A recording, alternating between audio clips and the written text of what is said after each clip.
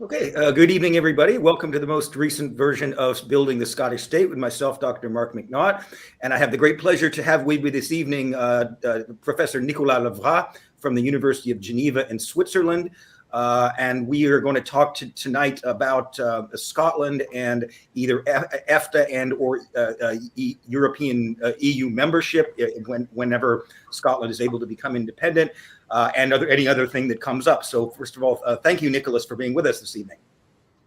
Good evening. A pleasure. Okay, thank you. I'd like to start off by, I was looking through for example, the EFTA treaties, and they stipulate in there that any state can apply to join. And so we were talking about this the other day, but about the definition of what constitutes a state. Does it have to be accepted into the United Nations? Does it have to be formally recognized? At least for the purposes of EFTA. So if you could comment a little bit about, what would constitute a state that will be capable of entering into treaties and also the powers to abide by them. What would be necessary in your view? Well, that's a good question, and actually, it's a question that is not settled by international law. Basically, to be recognized as a state, you need other states, your peers, to accept you in the community of states.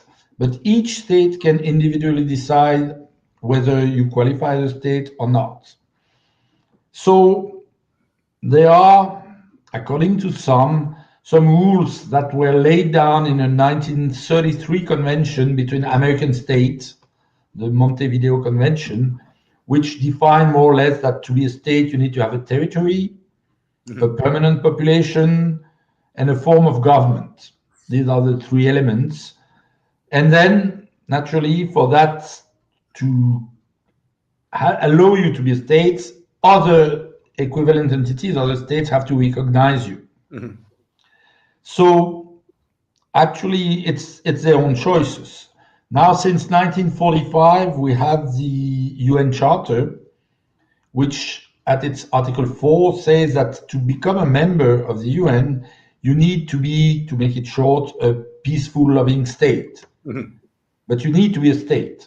Mm-hmm. So if you become a member of the UN, it means that you are a state. If you're not a state, you cannot become a member of the UN. Mm-hmm. For example, the European Union is quite a powerful actor on the international stage, but the European Union cannot become a member of the of the UN, right? Because it is not a state. So somehow it turned the thing around, saying, well, to be sure you're a state, just get into the UN. But I will give you two examples. First is Switzerland, which is a state, independent, proud of it, and until 2006, it was not member of the UN. Mm-hmm. But nobody doubts that Switzerland was a state. So you don't have to be member of the UN to be a state. On the other hand, since 1945, a state we're talking a lot about today for very unfortunate reason, Ukraine was a member state of the UN, even under the Soviet Union. So Ukraine was at the same time part of the Soviet Union and a member state of the UN. Okay. And naturally, Ukraine was not independent at that time. So it's a very political matter to decide who is a state, who is not a state. So Ukraine was a member of the of the UN even when it was part of the Soviet Union. Yes. I didn't know that. Wow. Okay. Okay. Ukraine and Belarus actually. Mm-hmm. So the only these two and Soviet Union. It was kind of a political compromise to give more votes to Soviet Union when the UN was created. But basically, everybody knew that Ukraine was not an independent state between 1949 and 1991 actually. But it was a member of the UN. So it is quite subjective. Mm-hmm. Right. So for Scotland to be a state, well, obviously Scotland has a territory, has a population, has a government. Now, whether it is independent or not, for the time being, it is not independent, as far as I know. But then even if it was to become independent, for its independence, to allow it to behave as a state, Scotland would need to be recognized by other states. Mm-hmm. How many?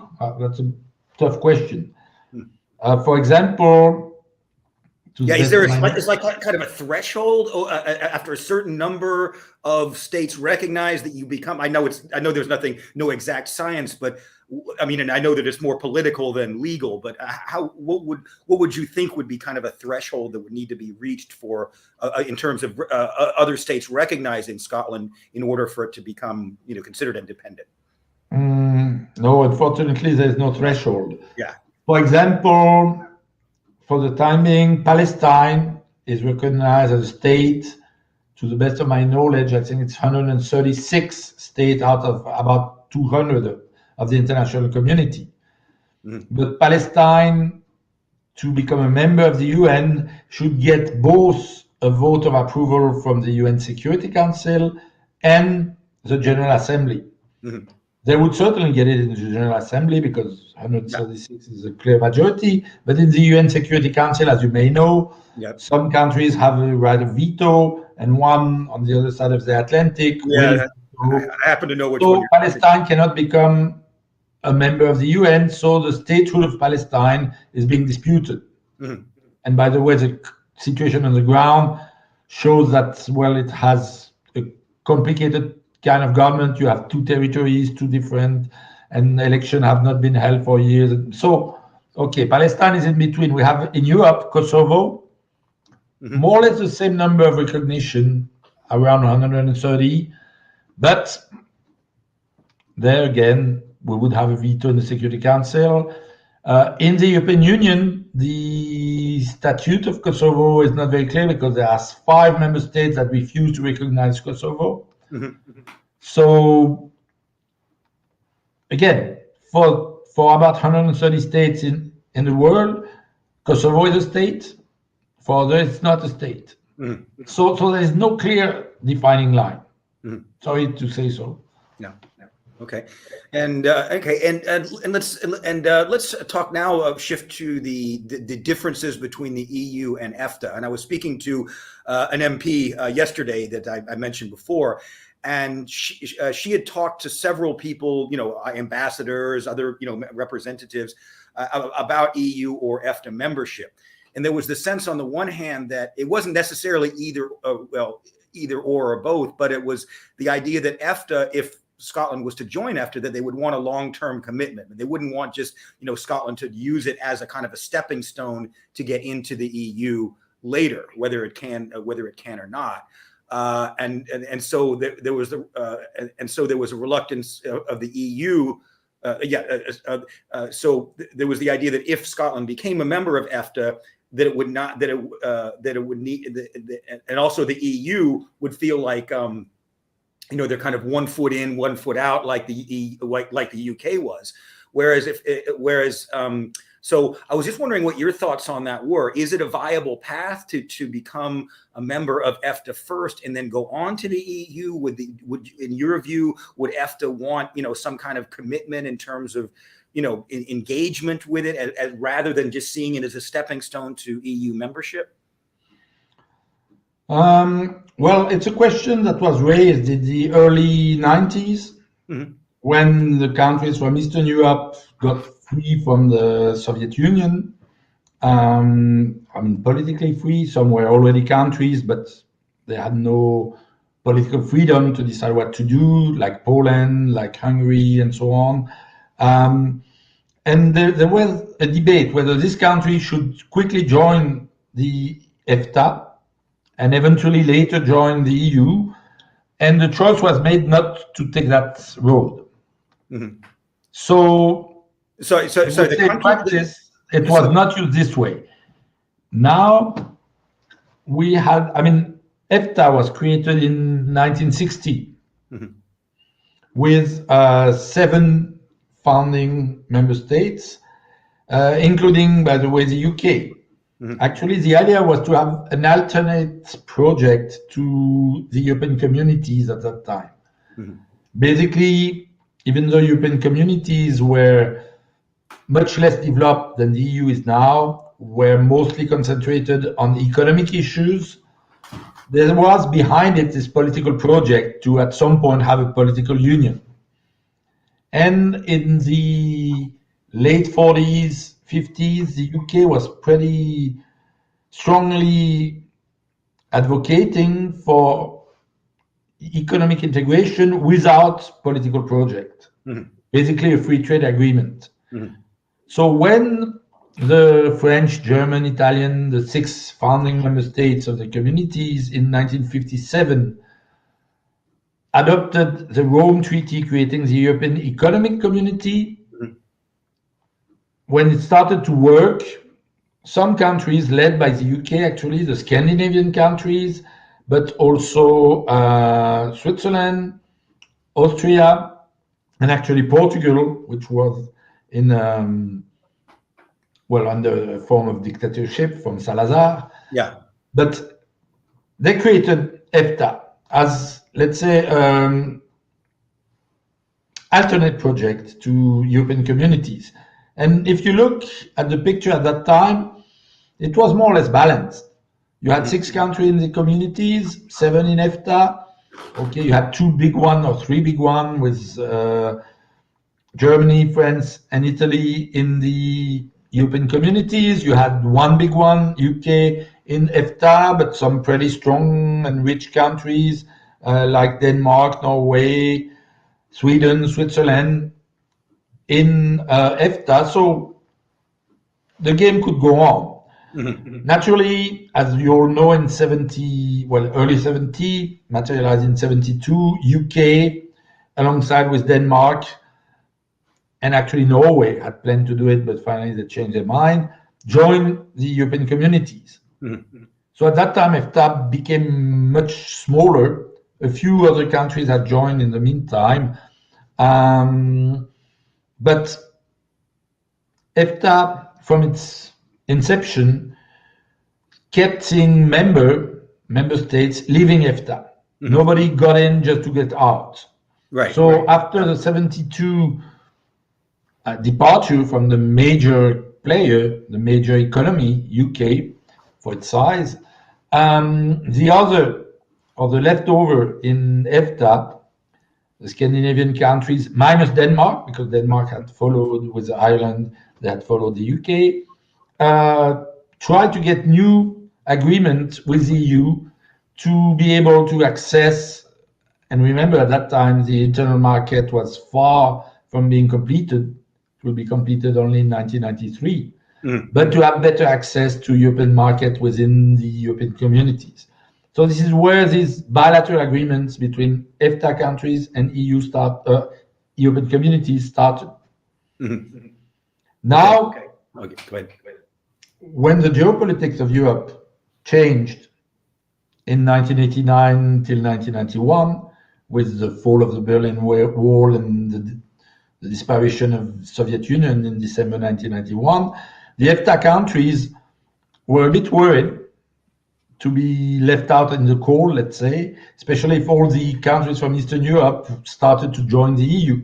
So they asked the EU, which was just emerging, 93 is the entry into force of the Maastricht Treaty. So they asked for a new series of bilateral agreements. And at that time, the European Commission convinced the member states of the EEC. There were 12 member states. In the meantime, Greece, Spain, Portugal had joined, so there was the 12 member states. They told the EFTA countries, well, we don't have time to negotiate single bilateral agreements, but we want to negotiate one global agreement with EFTA countries, which is the European Economic Area. And at that time, 3 of the member states, actually 4, because Norway again thought it will be a good idea to join the EU. And these countries signed this agreement, but use it as a stepping stone to get into the EU. So in 1995, Austria, Finland, and Sweden joined the EU. Mm-hmm. So they used basically EFTA and this European Economic Area as a stepping stone to get into the EU.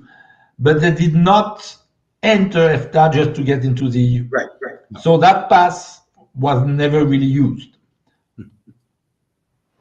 Okay, and do you think it would be viable to do that, or do you think that if Scotland were to be able to join the EFTA and the EEA and be able to and then see within maybe a period of 5 or 10 years if maybe they wanted to join the EU, but under much better economic circumstances because they would be within the EEA rather than being outside of it, and so they could negotiate. They could negotiate entry into the EU more tranquillement, as we say in French, than they would be if they were outside of the EEA. Well, sure. If you are within the European Economic Area, then you have unlimited access to the internal market. Mm-hmm. It's almost like being a member state, except you don't participate in the institutions and you pay and receive a bit less from the EU budget. Mm-hmm. But you still pay a contribution and receive some money, but somehow it's kind of, let's say, second-class membership to the EU. Mm-hmm. But for political reasons, some countries prefer that than to be full member. Like Iceland, they have more opportunities to develop fisheries if they're outside of the EU. They're not compelled by the rather strict policy of the EU as regards fisheries. But at the same time, they want to have access to the market, so they're happy with that. The Norwegian, well, they're quite rich with the oil and the gas, and they're getting richer by the minute today because of... Yep. So they feel okay with that, and Liechtenstein has the same situation. Switzerland, which is part of EFTA, negotiated this European Economic Area, but as you may know, in Switzerland, we vote a lot. We have this kind of direct democracy. So Swiss citizens in December 1992 refused to ratify the European Economic Area Treaty. Mm-hmm. So they're member of EFTA, but not part of the European Economic Area. Mm-hmm. Now, one of the reasons why it was envisaged for countries from Eastern Europe to first join EFTA and eventually EEA before joining the EU was that the process to adapt the political system, the economic system, the judicial system to the Western European standard, to the EU standard, had to take time. Mm. And that would not be true for Scotland. Mm-hmm. I mean, Scotland was part of the member states until quite recently. So basically, Scotland has the institutional, legal, judicial infrastructure, and actually most of the material law in the UK, which Scotland is still part of, is EU law. Mm. Because as you probably know, just before Brexit became effective, you had this, I'm sorry, I forgot the name. Well, the one passed in Scotland, the continuity bill, I think they called it. Yeah, exactly. The EU continuity bill. So basically, EU law became UK law. Naturally, new, let's say, evolution of EU law are not followed now in UK law, but it's only 2 years now, so the distance is not that far. Mm. So I would say negotiation for Scotland, if it was recognized as an independent state to get into the EU, would certainly not be that long because it's very close from the standard. Okay, all right. And what are the differences between EFTA and what I want to ask before is, I know that there's the issue of the customs union as well, and so assuming Scotland was able to join EFTA, and then they assisted Scotland in getting into the EEA, and to my knowledge, are there members of EFTA who are also part of the customs union? Because, for example, you do have states like Turkey that's neither in EFTA nor in the EU, but are part of the customs union. So it just seems to me as if it's something that so, for example, if Scotland got EFTA membership, got EEA membership, and they wanted to be part of the customs union, that could be negotiable, given that, a country like Turkey, how do you see it? Is that viable or? Well, basically, in legal term, since we live under what we call positive law means anything that is made legal becomes legal. Mm-hmm. So anything is possible. Right. So the formal answer to the question is yes, it would be possible. Now, in practice, I don't think it would happen.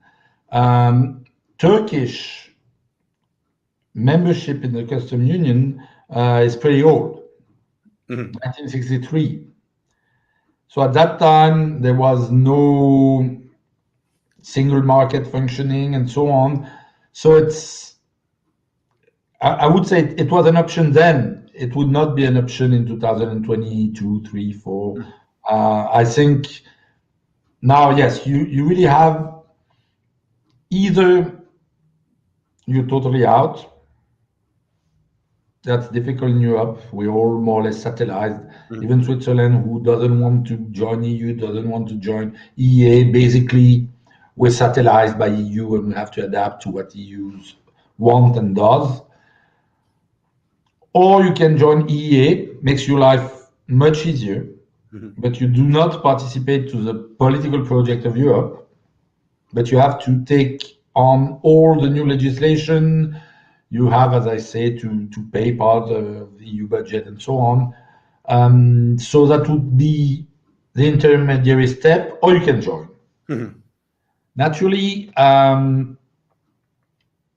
to join, there's a procedure set forth in the treaty, especially Article 49, and a new member state to be accepted needs a positive vote from each existing member state, according to its constitutional rule. Okay. So it may mean a vote by parliament or even in some cases a referendum. Yeah.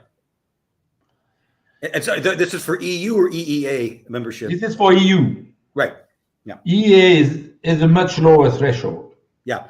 As far as I understand, for EEA, that was explained to me by an EFTA official, that if Scotland was accepted by EFTA, that they would, the three EEA members, of course excluding Switzerland, would unify and take the case to the EEA Council, and then it would have to be ratified by all of the in one way or another, ratified by the different countries. But he didn't really foresee any problem with that, and it sounds like it's a very different thing than joining the EU. Yeah, because basically EFTA is just a treaty.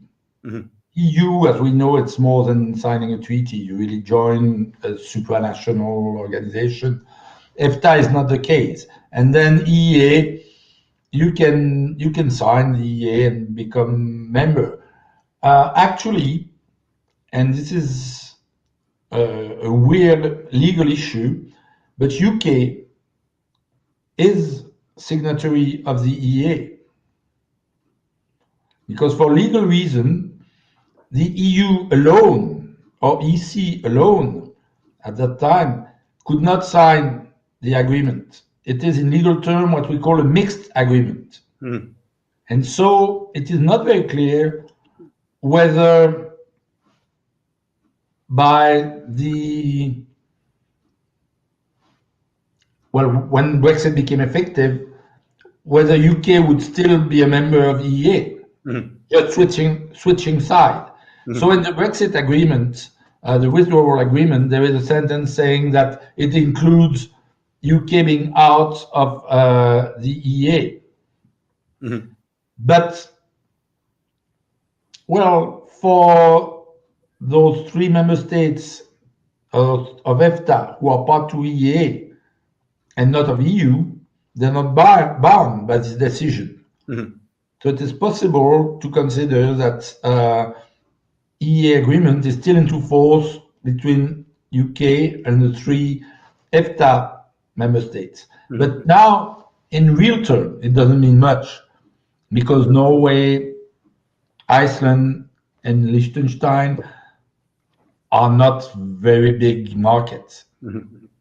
Okay. So, and given your experience, if you were Scotland and you were trying to choose between EFTA and the EU, it sounds as if you would think that EU membership would be preferable. Is that the case, or how do you see it in terms of, because as you said, they have to abide by the rules, but they have no role in writing these laws. And then given, we were talking before going on air that, Switzerland is having all kinds of difficulties with regard to the agreements and staying in the, what would be the simplest? What do you think would be the simplest for Scotland? I think the best option would be to join, to apply for membership.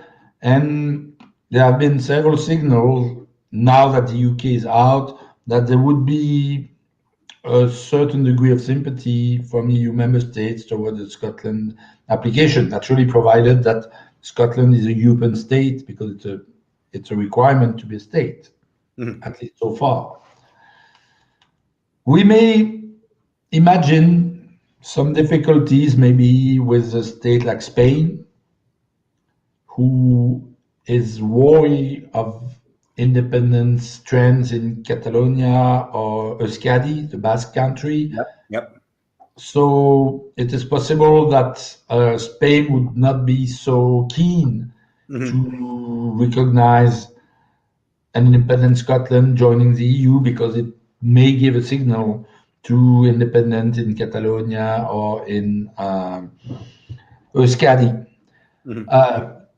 More or less the same situation exists in Belgium with Flanders, but actually the parties that dominate Belgium are from Flanders, so I don't think they would object. So it is possible that EU membership would be difficult.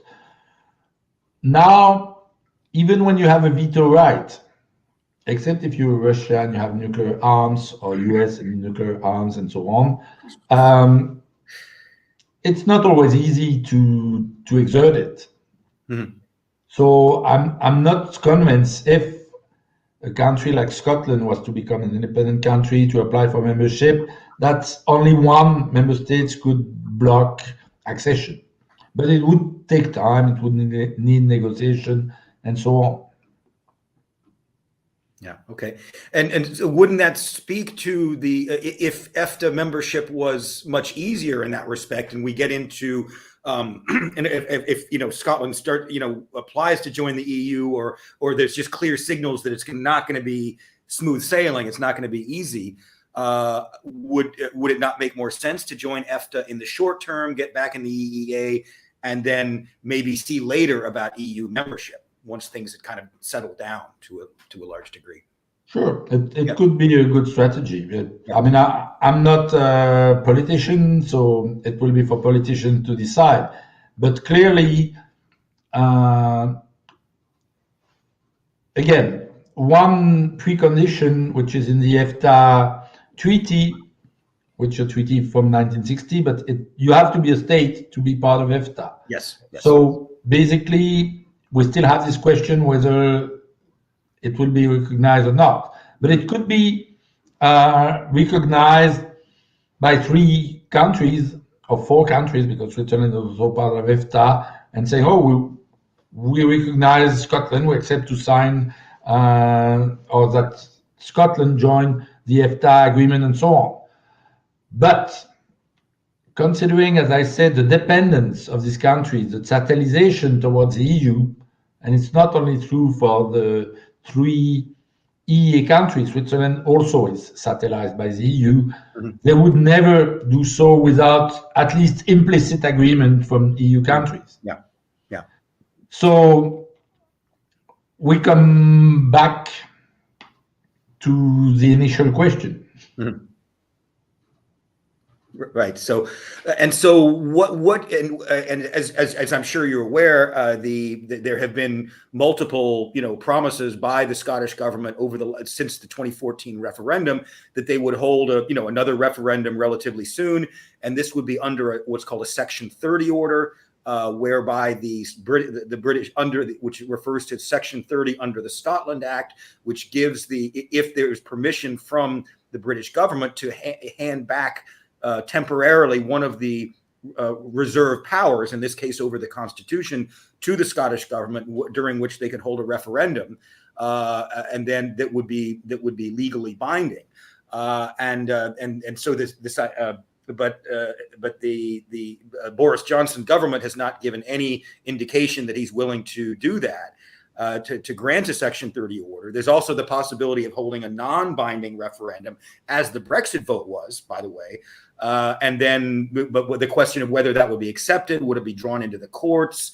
What would be what would be the implications of that? What do you see as alternate means? I mean, if there was some kind of plebiscitary election in the Westminster Parliament, for example, what do you, we were speaking the other day, and you talked about the need for a clear democratic event, a clear expression through some type of democratic event that independence was the will of the Scottish people. Can you comment on that a little bit, of what kind of scenarios could be employed rather than a Section 30 referendum? Well, yes, it's a delicate issue everywhere when you have people living on a given territory seeking independence. There are very few cases where the legal system of the existing encompassing states allow for a referendum. Actually, you have this Section 30, which could allow that for Scotland. And certainly, this makes things easier. But it certainly is not the only way. Yeah.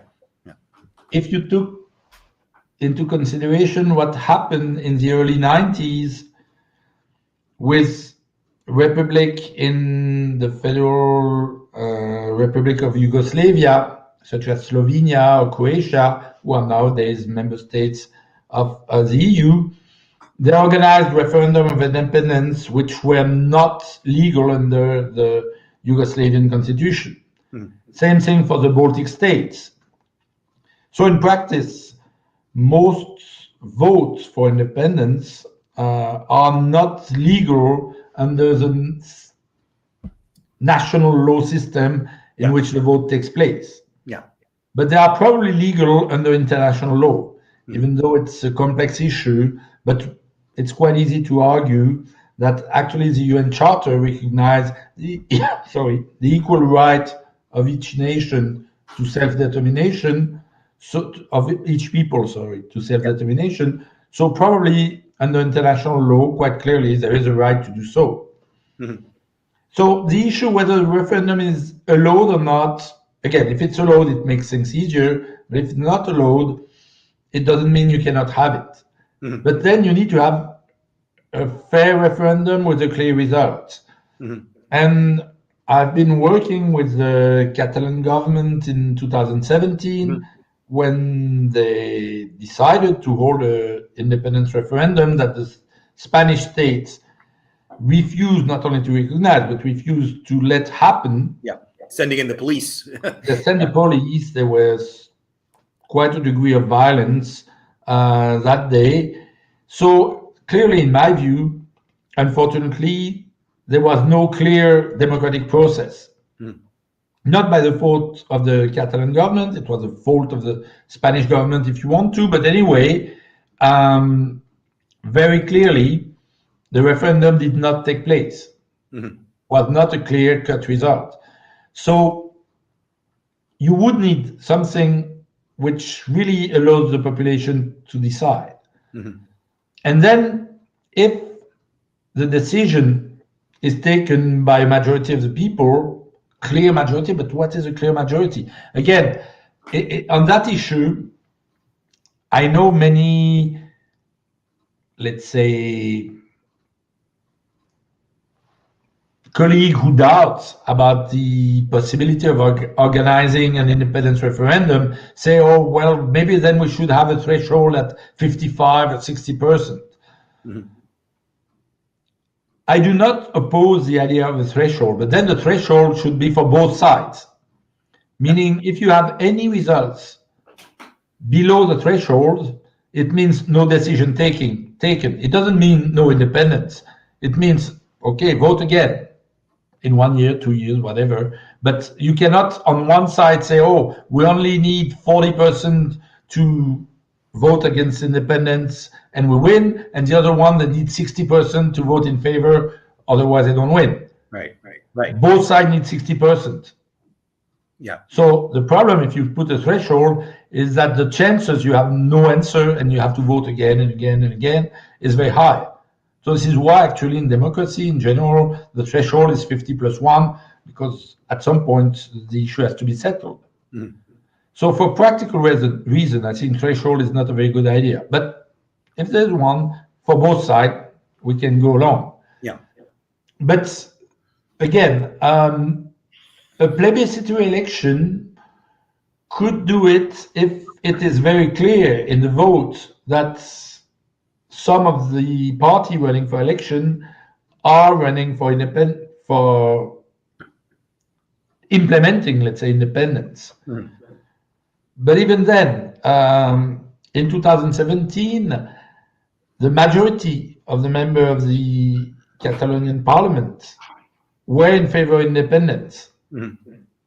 But even though then they considered, and I think they were right, except it didn't work, that was not enough. They would need a referendum and a clear question, do we want to be independent or not? So it's not an absolute formal requirement to have a referendum, but it makes things much more clear. And those who had referenda with clear results usually succeed to get independence. Okay, because we had there was the Kosovo decision. Was it 2010? Was it? I think. Yeah. I see. And one of the ironies, well, that the UK submission, in their advisory opinion over it, stated just what you just said, that the law of the the main state cannot dictate how a successor state can organize its referendum. He's like, by definition, you can't have that. And even though the UK has asserted that frequently and so so is it really just a question of Scotland holding some kind of democratic event, non-Section 30 referendum, plebiscitary election, and then just going out to the international community and say, hey, do you recognize this? Is it basically that?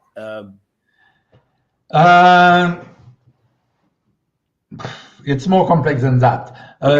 2 points. First, I saw in the comments below our images some people saying, oh, but if the referendum in Scotland is legal, then why could Spain oppose Scotland joining the EU? Well, because every single member state is free to decide whether it accepts a new member state or not.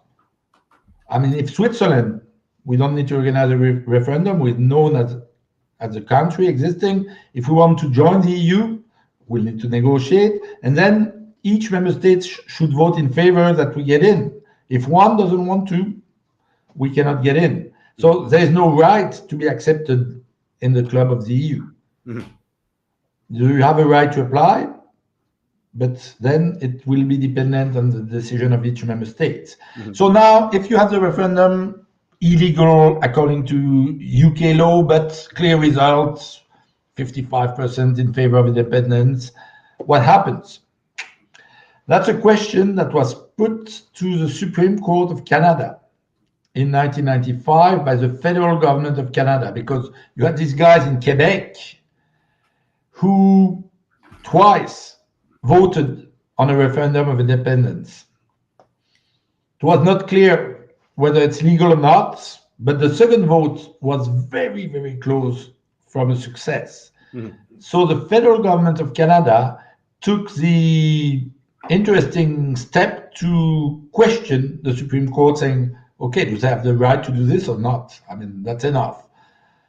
The Quebec government refused to participate to the proceeding, so the court did its job and came to the conclusion that actually people of Quebec had no right, neither under the law of Canada nor under international law. On that aspect, I disagree. I think they have the right under international law. But anyway, so basically, no, referendum would be illegal. But at the end of this very, very long decision, the court said, but if the majority of the people of Quebec vote in favor of independence, then the Canadian state cannot ignore it. They have to negotiate and find a just solution. And very interestingly, the court said, and what is a just solution is for you to negotiate. Don't come back and ask us what is the solution. It's not a legal issue. You negotiate. But even though the referendum would not be legal according to Canadian law, the result cannot be ignored because this is what democracy is all about. Okay. We get a couple of the questions. If we vote yes, would we be guaranteed entry straight back into the single market and customs union?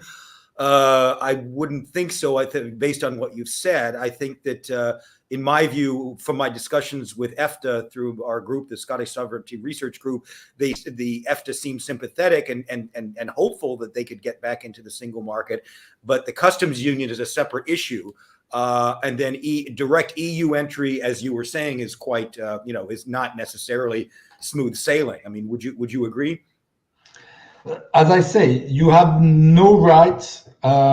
First, even though it may look shocking, you have no right to be recognized. If there is some sort of consensus not to recognize you, it's something that happens to Taiwan. I mean, Taiwan is an island, so it has a clear territory, it has a population, has a government, but for political reason, it's recognized by very, very few countries in the world due to its strong neighbor. So Taiwan is not a state under international law, or maybe a state, but it's not clear. So you don't have a right neither to be recognized and certainly not to become an EU member state. You have a right to apply, but then there is a process, and in the end, for this process to be completed, there will be the need, it's Article 49 of the Treaty of the European Union who says so, for each member state to accept the new member. So, no, it's not guaranteed. For EFTA and EEA, as I said, the threshold is lower. But again, EFTA countries would, one way or another, take into account the political position of the EU. Okay. And what would you advise a Scottish government seeking independence and then also and membership in EFTA? I mean, and from what I think what you said when we spoke the other evening, and also what I spoke with Mr. Omarsson from the EFTA, they counseled that the Scottish government reach out to the EFTA countries and other countries and explain the situation, explain that they, do the diplomatic groundwork for possible acceptance. For example, if there's going to be a plebiscite election, explain clearly what they want, what they're doing, how they want to, the reasons for doing it this way, and just again laying that diplomatic groundwork. Is that what you would counsel? Sure. It's always important and useful to, let's say, raise awareness on the situation and maybe sympathy. But again, I don't think EFTA countries would take the step to recognize Scotland as a party to the EFTA treaty without first very clearly established fact that Scotland is the country independent from the UK. Okay. Yeah. And again, as I said, the right to recognize is a right which belongs to every state. And the fact that President Putin of Russia on Monday night recognized these two dissenting republics in Ukraine it's not as such forbidden by international law. Mhm. It doesn't mean that it has legal effect, because you would need more, and we've seen Putin has abused his rights, so I'm not trying to defend Putin. But recognition is left to the free choice of every country. But naturally, if now Scottish officials go and discuss with EFTA member states, and at some point EFTA member states decide, like, okay, let's invite Scotland to join EFTA, even though there was no clear sign of independence from the UK, that would be considered, as by the way was considered Putin recognition, as an unfriendly behavior, even offensive behavior towards the territorial integrity of the UK. Mhm. That's one very important rule in international law, saying that a state cannot challenge the territorial integrity, the borders of another state. But that does not apply to the people inside the state who want to vote for independence. They're not a state, not yet. So they can leave the country, and the ICJ, the International Court of Justice, say that very clearly in its 2010 opinion on Kosovo, but foreign states cannot intervene in internal affairs. And for the time being, as regards legal rules of international law, Scotland is still part of the UK. But nothing prevents the Scottish government, for example, of reaching out to the countries, explaining what they're doing, explaining that they want to achieve independence in that fashion, and not seeking pre-recognition. Say the country Norway would not say, for example, oh yeah, if you do this, we'll recognize you. But being appraised of the situation would be very helpful in terms of getting towards getting towards it. Would you agree? Yes, definitely. And it is possible that EFTA countries are interested in discussing and eventually be ready to recognize. By the way, Switzerland was the first country in the world to recognize Kosovo. For domestic reason also, because we had a huge community of refugees from Kosovo, and I guess our authorities thought it would make things easier to push them out. Get them back. Yeah, but it did so. And in a slightly different way, because it was more recognition of government than country. In 1971, Switzerland was the first Western country to recognize democratic China. So Switzerland has, let's say, habit of behaving a bit independently in this respect. I'm not saying they would, but it could.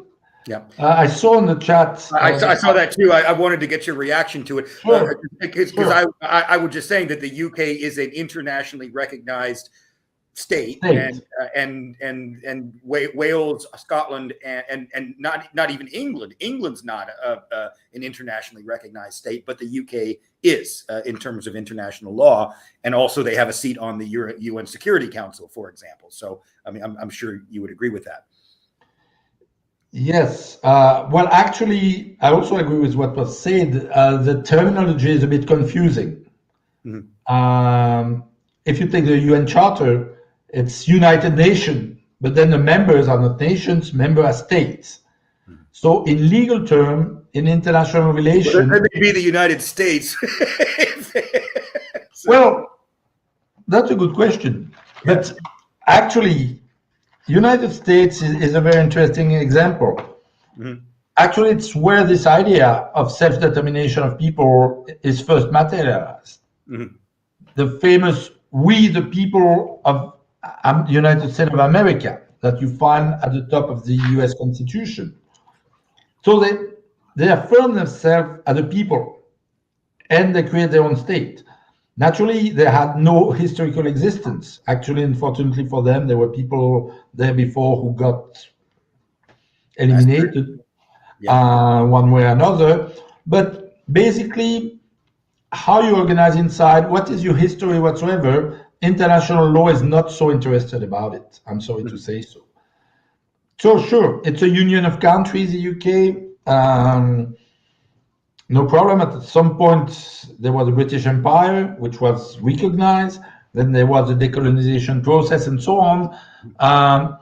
So basically, yes, this internal structure is not considered relevant by international law. If you recognize state under international law, then you're a state. The country I live in, Switzerland, we don't have a single language. We speak 3 or 4 languages officially, plus all the immigrants' language and so on. We don't share a single religion.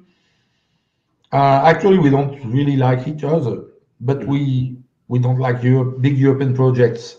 So this is why we stick together to avoid being sucked in big European projects. Being diluted in the mass European, strange local habits. That's the way it goes.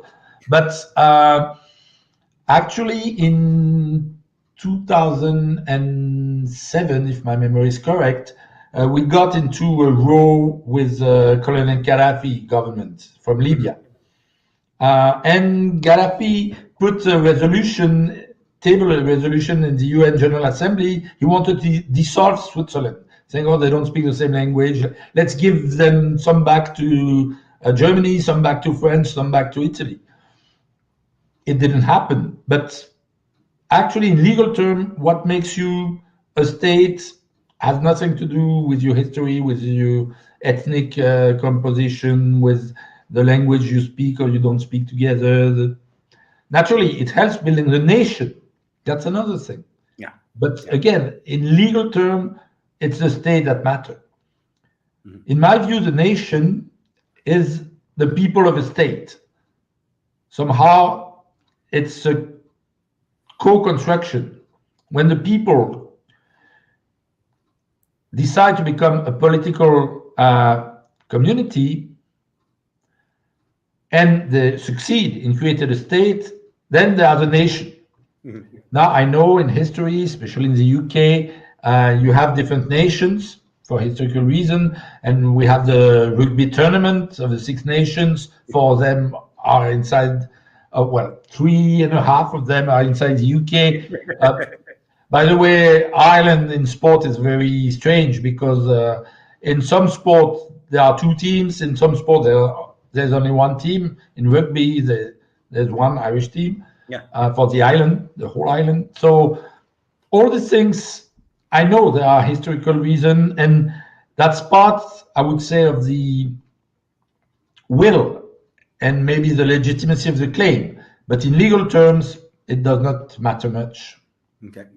And another one I wanted to get to is because the UK was formed by the Treaty of Union in 1706, and then the Acts of Union that followed in 1707, which gave legal effect both in the Scottish and the English Parliament, dissolving both parliaments and creating the UK Parliament, which of course existed since then. Would you see a legal route possible to basically whereby the Scottish side withdraws from the Treaty of Union? It is, after all, a bilateral treaty, and normally under international law, if one side wants to withdraw from the treaty, they can. Do you see that? Do you see that as any kind of possible route to independence? I mean, it's more than 300 years ago. I mean, I don't know whether these things are, on désuétude, as we say, just completely irrelevant. But do you see any value in approaching that as a way of achieving independence by somehow the Scottish side withdrawing from the Treaty of Union? Well, that's a fascinating legal question. Yeah. And the first difficulty would be to know, as a lawyer, under which legal framework to deal with the question. Because following the implementation of the treaty in a few hundred years, Scotland is not currently recognized as a state under international law. So under international law, probably Scotland has no claim to withdraw from that treaty under international law.